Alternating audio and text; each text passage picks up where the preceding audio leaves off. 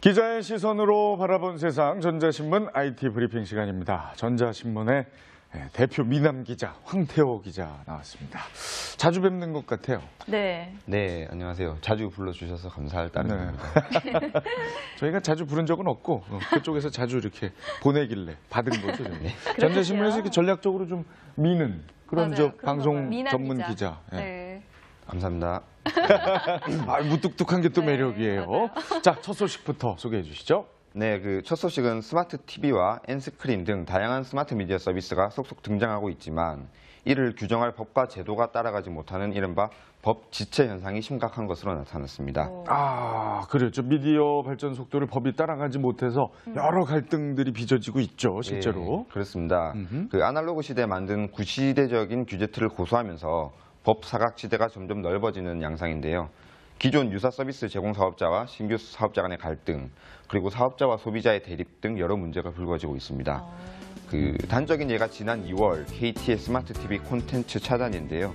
이 스마트 TV 규정이 별도로 없다 보니 사업자 간 갈등이 빚어진 건데, 이 스마트 TV는 개방 인터넷망을 기반으로 한 서비스인 만큼 인터넷을 통한 영상 콘텐츠의 국경 간 공급 문제가 발생할 수밖에 없습니다. 광고 규제와 수익 배분 문제도 풀어야 하고, 무엇보다 서비스 측면에서 기존 방송과 차이가 없지만 규제는 거의 없는 비정상적인 구조가 됐습니다. 그렇군요. 청소년 유해물 관련 콘텐츠도 같은 상황이죠? 네, 청소년 유해물 문제가 또 같은 문제인데요. 이 스마트 TV에서는 유튜브나 포털 검색 등을 통해 걸러지지 않는 인터넷상의 어떤 모든 콘텐츠가 거실 미디어인 TV로 들어올 수 있습니다. 또 광고 규제도 기존 방송과 달리 자유롭습니다. 그래서 N스크린 서비스와 OTT 서비스로 마찬가지인데요. 이들 역시 서비스 형태로만 보면 IPTV나 기존의 디지털 케이블 TV와 유사하지만 적용받는 규제는 다릅니다. 즉 동일 서비스에 다른 규제가 적용되는 차별 규제 문제가 생기는 겁니다. 방통위는 지난해 업무 보고 때 이 문제를 해결하는 법을 제정을 추진한다고 발표했지만 2년이 되도록 아직 제자리인 상황입니다. 이 문제 심각하네요. 제대로 된 법, 제도 확립해야 되겠네요. 예, 전문가들은 기존 규제 틀을 벗어나야 새로운 서비스 해결책을 찾을 수 있다고 입을 모으고 있습니다. 또 방통위가 정치적 이슈를 떠나서 정책 마련에 힘써야 한다는 지적도 나오고 있습니다. 그래요. 좀 발빠르게 움직여서 확실한 제도가 마련되기를 기다리겠습니다. 다음 소식이요. 네, 혹시 티핑 포인트라는 말 들어보셨습니까? 못 들어봤습니다. 터닝 포인트라는 거 많이 듣죠. 터닝. 티핑이요? 티핑이 뭐지? 예, 티핑 포인트란 컵에 물이 가득 차 있어서 한 방울만 이제 더해도 물이 흘러 넘치는 단계를 뜻하는데요. 비유적으로 어떤 상품이나 아이디어가 마치 전염되는 것처럼 폭발적으로 번지는 그 순간을 말합니다.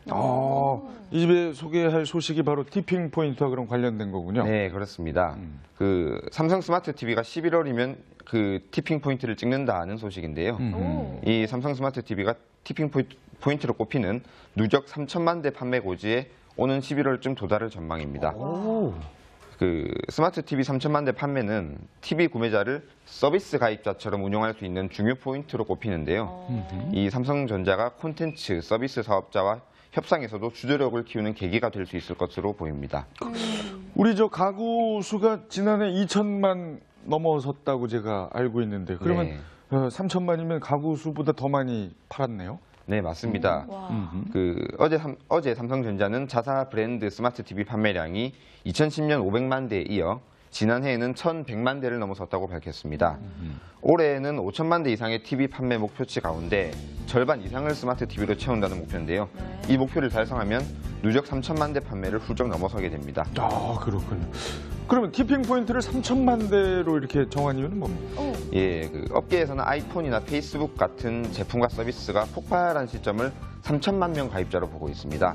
최근 국내에서 모바일 무료 전화 카드를 밀고 나온 카카오톡 역시 국내 3,500만 가입자를 확보하고 있는 것이 절대 무기고요. 이 유사한 접근을 하는 다른 사업자와 달리 3천만 명을 넘긴 가입자가 카카오톡의 최고 경쟁력이라는 것입니다. 가입자가 3천만 넘는 것보다 이 구매한 사람이 3천만이 넘었다는 게 더 대단한 것 같아요. 그래요. 네, 삼성전자가 누적 3천만 판매 돌파 시점을 예의주시하는 것도 바로 이 때문입니다. 그렇군요. 저희도 예의주시하겠습니다. 네, 세 번째 소식. 네, 다음은 아직 모습을 드러내지 않은 기대작 애플 아이폰 5의 하드웨어 공급 구조가 서서히 드러나고 있다는 소식입니다. 이게 참 뭐 세계적인 제품이어서 그런지 하여튼 소문이 무성한데 이제 실체가 조금씩 드러나는군요. 네, 디스플레이 패널에 이어서 애플리케이션 프로세서와 낸드 플래시 그리고 모바일 디램 등 핵심 칩 공급업체가 조만간 결정될 것으로 보이는데요. 애플은 이달 반도체 협력사들과 칩 공급 물량과 가격 등을 확정할 예정인 것으로 알려졌습니다. 업계에 따르면 애플은 아이폰 5용 반도체 공급업체들과 조만간 계약을 마무리할 예정입니다. 공급업체들 간의 경쟁도 치열하겠어요. 네, 가장 큰 관심은 스마트폰의 두뇌라고 할 수 있는 칩인데요. 애플의 차세대 애플리케이션 프로세서인 A6는 32나노 공정을 적용한 쿼드코어 프로세서인 것으로 알려졌습니다. 종전과 마찬가지로 삼성전자가 이 제품을 단독 공급하는 게 유력하고요. 이 삼성 애플 간 특허 공방 때문에 애플이 대만 파운드리 업체인 TSMC로 공급처를 바꿀 것이다 라는 설도 제기됐지만 현실화되지 못한 것으로 보입니다. 그렇군요. 그럼 삼성이 공급하는군요. 네. 다른 분야는 또 어때요? 네, 낸드 플래시 공급엔 도시바, 삼성전자, SK하이닉스 등 3개 회사가 경쟁을 펼칩니다. 삼성전자가 가장 먼저 제품 승인을 받았고 SK하이닉스도 조만간 공급을 확정할 것으로 전해졌습니다. 모바일 디램은 아이폰 4S와 마찬가지로 엘피다, 삼성전자, SK하이닉스가 경쟁하는데요. 마이크론과 매각 협상이 진행 중인 일본 엘피다의 증산 가능 여부가 변수입니다. 네. 뭐 하여튼 우리나라 공급업체들이 좀 다들 좀 따냈으면 좋겠어요. 네. 자, 다음은요. 네, 먼저 준비한 사진을 보시면요. 다들 어딘지 아시겠죠? 지하철. 지하철이네. 네. 지금까지의 지하철과 다른 모습이 있는데 짐작이 되십니까? 무슨 카메라인가요? 여의주 같은 게 있어요? 여의주. 동그란 거, 큰 거. 스리스리 마스리. 네, 맞습니다. 6, 7, 8호선을 운영하는 서울도시철도공사가 7호선의 모든 전동차에 객실당 2대씩 모두 1,008대의 CCTV를 설치하고 어제부터 본격적인 운행에 들어갔습니다. 지하철 안에서 긴급 상황이 발생했을 때 승객이 비상통화 장치로 상황을 알리면 기관사와 관제센터에서 곧바로 CCTV 화면을 확인할 수 있게 됐습니다. 그렇고 요즘 지하철 내 범죄가 많이 늘고 있잖아요. 맞아요. 그 예방에 도움이 되겠네요. 그렇습니다. 신고가 들어오는 즉시 관제센터에서는 영무원에게 통보해 기관사와 함께 필요한 조치를 취할 수 있어서 서울도시철도공사 측은 범죄 예방에 상당한 도움이 될 것으로 기대하고 있는데요. 반면에 일각에서는 이 CCTV가 범죄 예방 효과는 미미할 뿐더러 인권 침해 가능성이 있다 이렇게 지적하고 있습니다. 한편 서울시는 2호선에 투입되는 신형 열차에도 CCTV를 설치해 다음 달부터 운영한 다음 시민들의 반응에 따라 나머지 지하철 객실에도 확대를 검토할 계획입니다. 네, 뭐 장단점이 있기 마련이죠. 모든 시도에는. 네. 하지만 하여튼 이를 통해서 최소화 됐으면 좋겠어요, 범죄가. 자, 어느덧 이제 마지막 소식입니다. 네, 영상통화 자주 사용하시나요? 네. 가끔 화질이 좀 선명하지 않거나 움직일 때 잘 못 따라온다 그래야 되나요? 네, 그런 게 좀 있어요. 네, 이제 그런 불편은 없을 것 같습니다. 스마트폰의 영상통화 기능이 강조되면서 최근 100만 화소 이상급의 이 전면 카메라가 확산되는 추세입니다. 지금까지 선보인 휴대폰들은 대부분 30만 화소 전면 카메라를 탑재했는데요. 하지만 업계 추산에 따르면 올해 세계 전면 카메라 모듈 시장에서 100만 화소 이상이 31%에 달할 것으로 전망됩니다. 지난해에는 절반 이하인 14%에 그쳤는데 내년쯤이면 100만 화소 이상급 전면 카메라 모듈 비중이 50%에 이를 것으로 전망됩니다. 대단한데 어떤 모델의 고화질 카메라가 장착되죠? 일단 국내 출시를 앞두고 있는 삼성전자 갤럭시 S3에 200만 화소의 전면 카메라가 탑재될 예정입니다. 삼성전자는 갤럭시 S2와 갤럭시 S 노트에 이어 갤럭시 S3에도 200만 화소 카메라 모듈을 채택을 했는데요.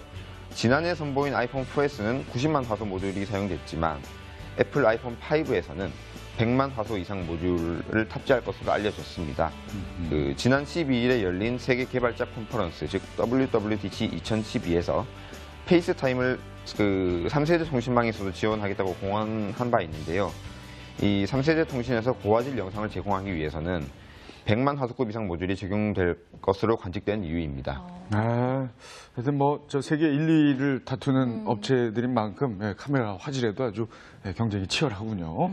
이 참 고화질 영상 통화 아주 반가운 소식입니다. 근데 영상 통화도 통하지만 보통 이렇게 사진 찍는 거 좋아하시는 그게 더 반가워요. 그렇죠? 저희 스마트쇼에도 임정은 우리 박은 방송 끝나고 난리 나거든요. 막 셀카 찍느라고. 수십 장 찍죠, 저희. 좋으시겠어요. 당장 사야지 이거는. 그러니까. 자, 황태호 기자, 전재신문 IT 브리핑 좋은 소식 감사합니다. 네, 감사합니다. 고맙습니다.